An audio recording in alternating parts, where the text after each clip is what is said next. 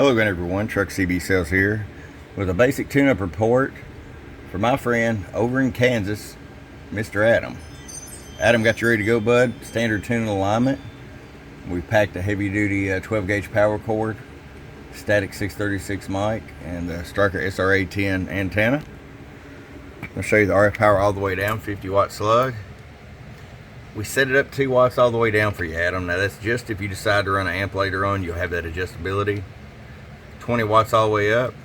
I'll show you average power swing. Hello, about 34 bird. 100 watt slug in PEP. Hello, 1, 2, hello. 80 watts.